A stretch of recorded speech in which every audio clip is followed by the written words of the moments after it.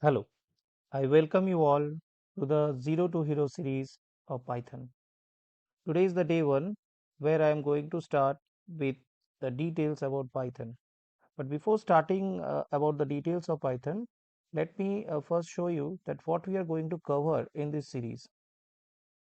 This is our course material, means course content. So in month one, we are going to start with the introduction to Python, where different means syntax of Python, variables, data types, control structure, functions, modules will be explained to you. And we will do a lot of hands-on, and you are going to be very much habituated with Python programming. In second month, we are going to come to the file handling. And it's also a very interesting point where we are going to handle different kind of files, and we will handle different kind of exceptions, and also different libraries also we are going to work with, like NumPy, Pandas. So these all we will explain it in details later on. And in month three, third month, we are going to in the advanced data structures, along with some regular expressions, along with some APIs. These all we will continue in the third month. And in fourth month, we will be going to the data analysis and visualization portion, which will be very much helpful in case of doing different kind of programming of your data science as well as machine learning. And then we will come to the web development, and few things we are going to learn in this also. And then finally we will come to the month 6, that is all about different projects, different small projects we are going to do, or hands on we will do. And you have to submit that all projects to me, and we will evaluate it. So this is the whole process how we will continue. And as I am saying that we are starting first for today, so it will be, I will ask everyone's commitment that you will do the programs every day in your by using your device. It can be using your mobile, it can be using your laptop, desktop. I will be sharing you with different kind of assignment. You have to finish it in the same day. So with this promise, let us continue with the day one schedule.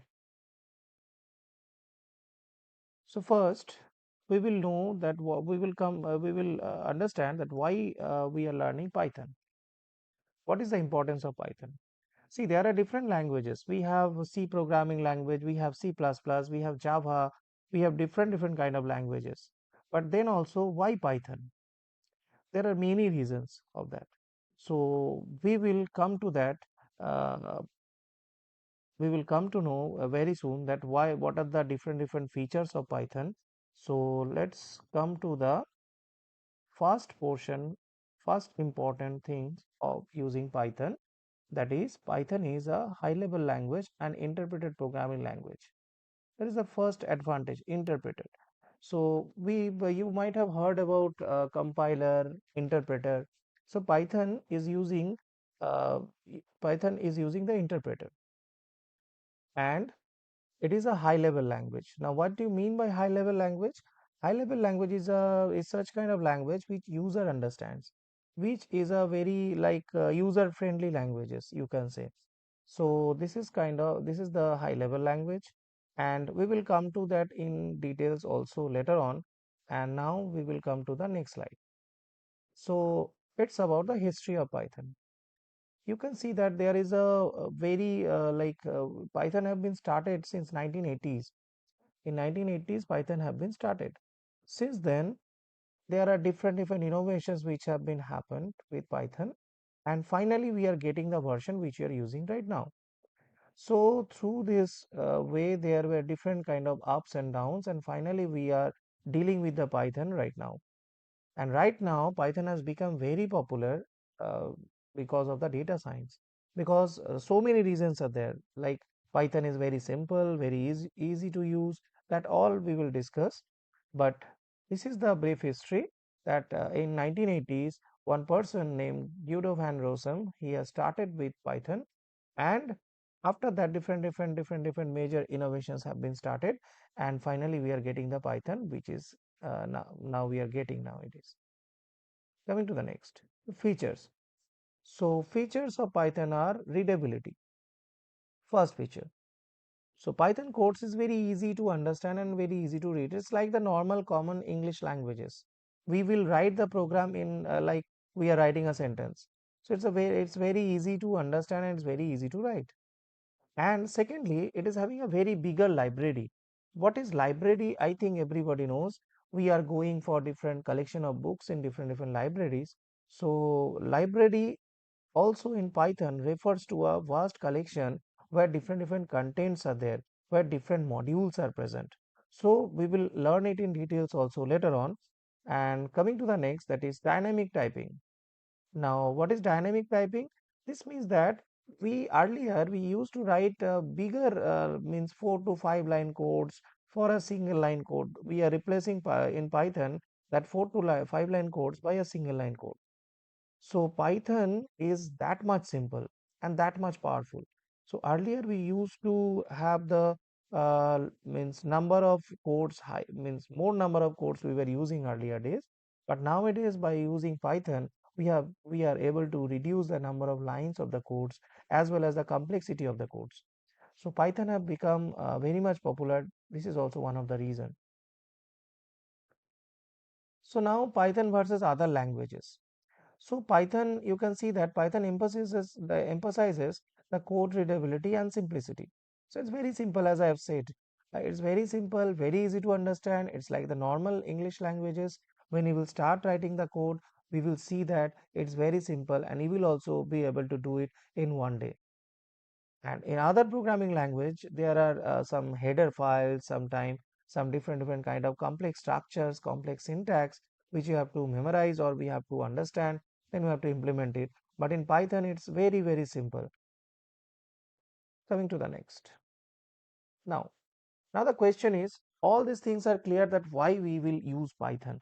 The reason is Python is very simple, Python is very easy to understand, Python is having a bigger library, Python is very much flexible, and in Python we have to write very small line of codes compared to other programming languages. Now the question is how we will install the Python. So you can install the Python in your laptop, in your desktop, in your mobile, anywhere you can use it. So there are different uh, softwares regarding that, different applications for that. So you will be using that all one by one. But first of all, I will tell you that you will, if you are using your mobile, there are several applications. One of the application is PyDroid. So you can use the PyDroid application or any other application which is similar to that. We you can use it and you can run the Python programs. Now the second thing is we will install it in our computer also, in our laptop also. So how to install it? For that there are several softwares, there are several platforms basically. So what are these platforms? These all platforms are called as IDL, IDE. So what is IDE? It is an integrated development environment. Means an environment where we are going to develop some software, where we are going to write some programs, where we are going to execute the programs. This place is called as IDE. Now there are different kind of IDEs present. Like if you will go to Google, if you will go to Google Chrome, I'm showing you. Just wait. Yeah, if you will go to Google and you will search here, that is ideally,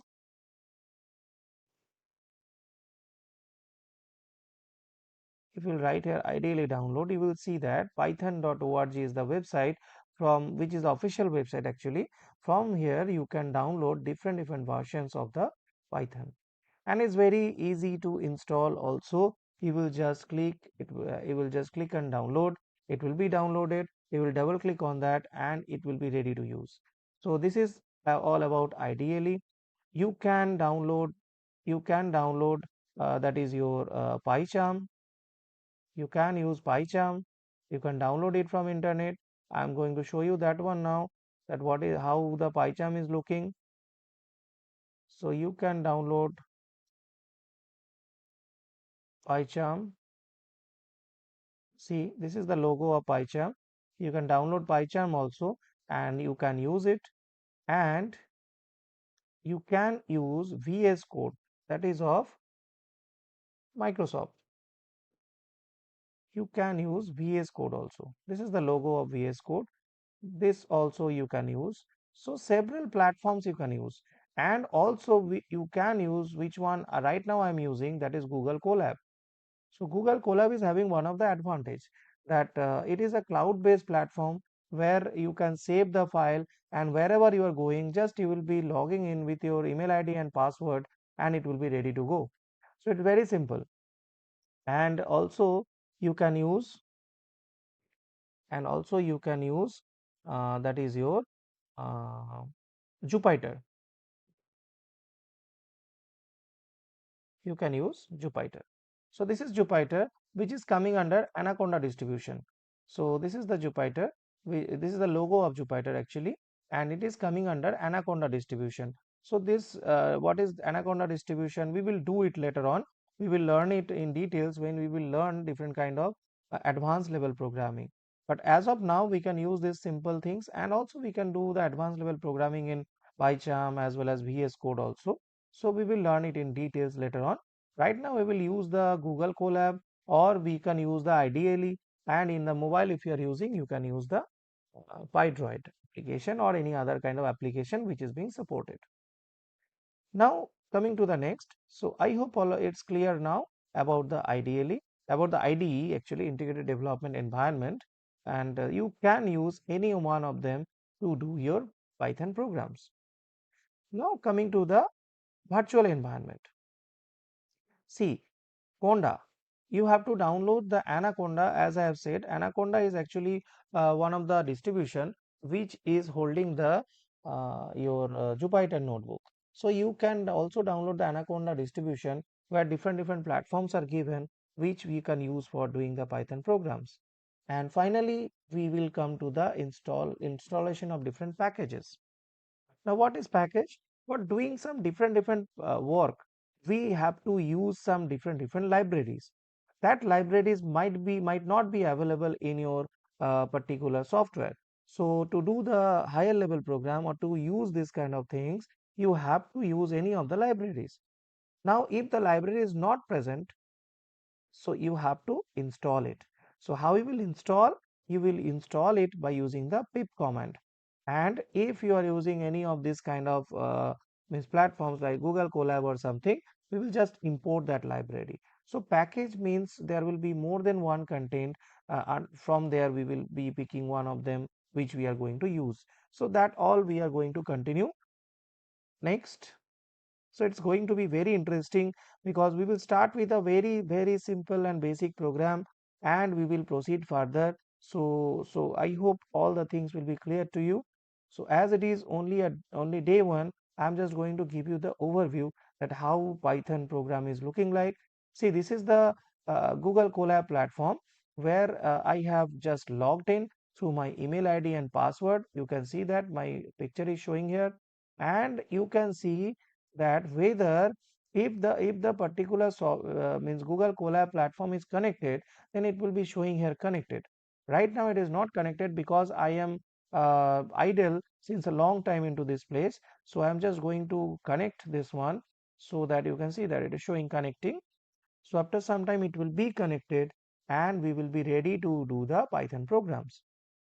So just wait and see, it will be connected and the green line will be shown, and we will be ready to do the program.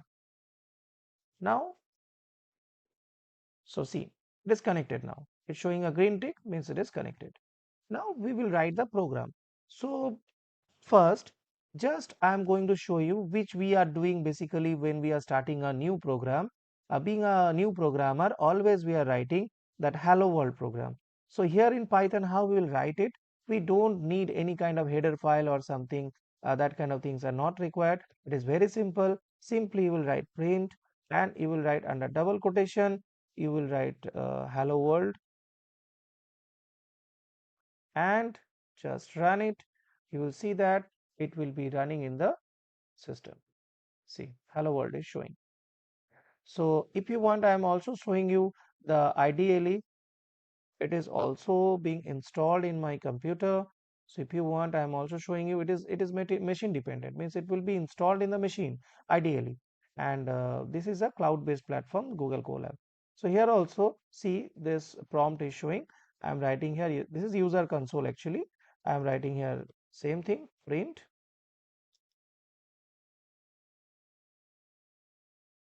bracket hello world,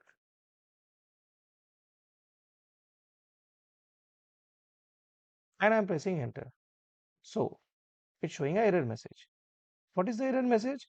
It's showing that name print is not defined. Why it is showing? Because I have written here print in capital letter. So you have to make sure that Python is case sensitive. Python is case sensitive.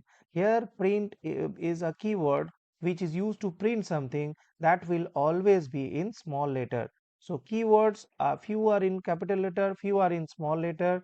We will learn it that which one is capital, which one is small later on. So now just the same program, I am writing it once again, and you will see that it is showing. So what I have said, you have to remember that Python is case sensitive, and print is what? Print is a keyword, and print keyword should be written in small letter only. Coming to the next, now simple, I'm doing just I'm clicking on this plus option, code option, and then I'm writing here some simple calculation, writing 2 plus 3, and I'm clicking on run. You will see that it will be executed and showing here as 5. You can see how much easy and how much convenient Python is. So now I will show you a few more things, like if you want to add two values, it is done by using this process. But suppose if you want to keep the value somewhere you want to keep the value, then what you will do, right? So that also we will show. But before that, I'll come to another thing, that is I'm writing a few values, like I have written here print type,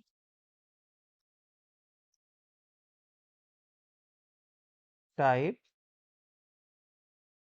then I have written here 2.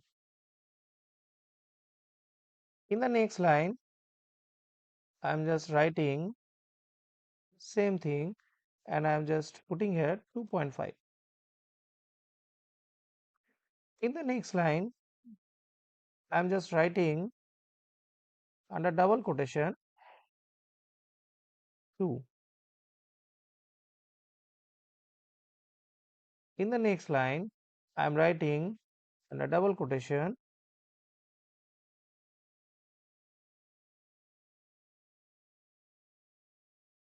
hello.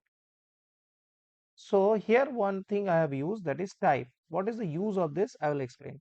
So right now I'm going to run this one, and you will see that it's showing different things. So at first I have given here 2, and I have written here type. Now what is the use of type? Type is a function which is used to show you the particular type of the variable, value, particular type of the value or the particular type of the variable. Here I have used the value. So here I have used here 2. It is showing here integer. Now what is integer? Remember, integer is a data type. What kind of data type? It contains the numbers without the decimal places. So integer contains the number without the decimal places. Second one, 2.5, it is also one kind of number. What kind of number it is? It is having the decimal value. So it will be treated as float. Similarly, if you will see that I have written here 2 again, but I have given the quotation like earlier. So now what it is showing? It is showing a string. So remember, if we are enclosing something under the double quotation, system will automatically treat it as string.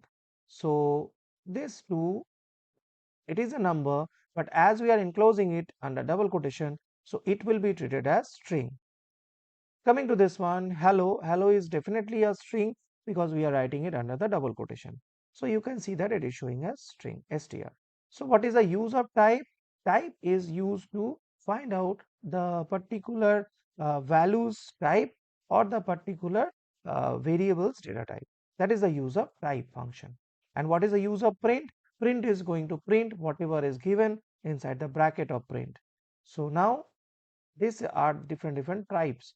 So int, float, string. These are the three data types which we have got. Now I am coming to the next. I am writing here print a sorry 2 less than 5, sorry, less than 1. I have given here, and I am going to run this program now.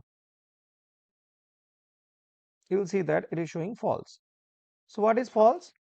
False is a false is a boolean data type. And similarly, if I will use here 2 is less than 5, you can see that it will show true.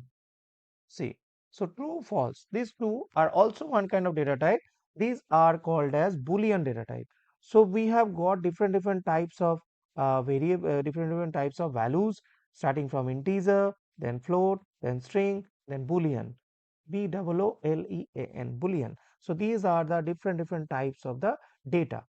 So now with this, I am ending this particular portion which is about the data type. Now finally, I'll come to the variable, and it will be the last topic for today's session. So what is variable?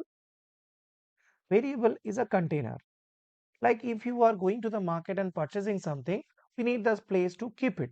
Suppose you have purchased some sugar, you need to keep it somewhere. So you need the container. So that container is the variable where we are keeping the values in Python or in any other kind of programming language. So what is the use of variable? Variable is a container where we are going to store some values.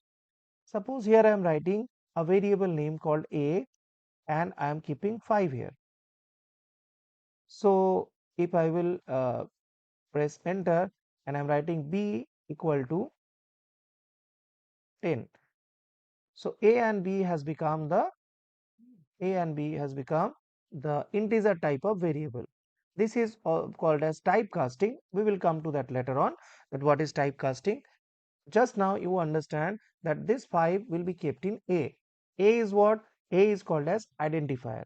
A is a variable, and the variable name is called as identifier because it is used to identify something. So the name of the variable is called as identifier, and the variable here I have used here as a and b. In a I have kept 5, and in b I have kept 10. Now I am going to print a plus b, and I'll run it. You will see that it is going to show you the result 15. So this much simple is Python. You can see that just I have kept one value in A, just I have kept one value in B, and I have added these two value, and the result is coming. And I'm printing this thing, and the result is coming. So this is that much simple. Python is that much simple. Now the question is that whether only the small a, small b is permitted as the variable name, or any other thing we can use. So I'm giving you few concepts here. You have to remember. Okay, I have opened already Word for this one. Remember this one, that Python variable is case sensitive. It can start with, just let me increase the size of this.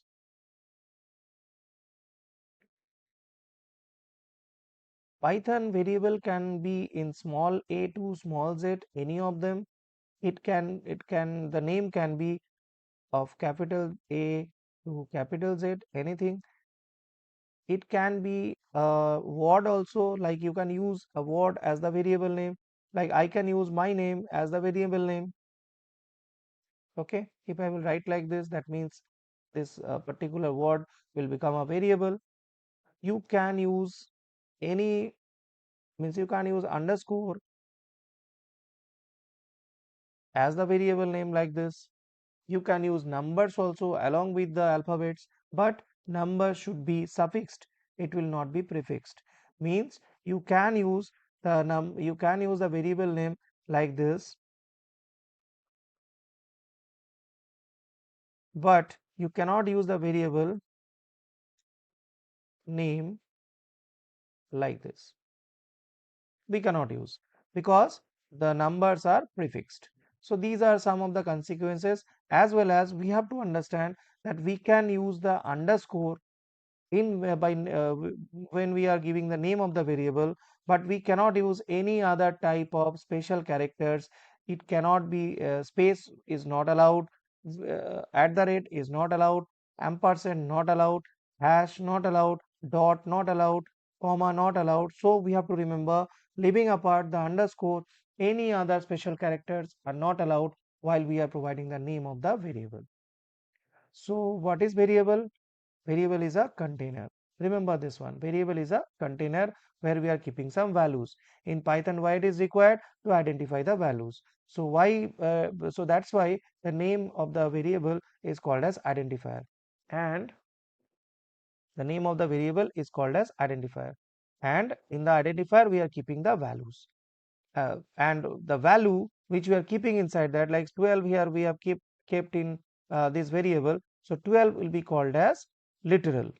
So there can be string literal, there can be character literal, there can be different kind of literals are there. So we will learn it later on. So this is how the variables are there, and this is how we will run the program.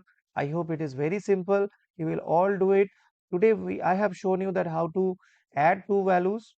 You will do the subtraction, multiplication, division in a single program, and you will run it and you will see how it is happening.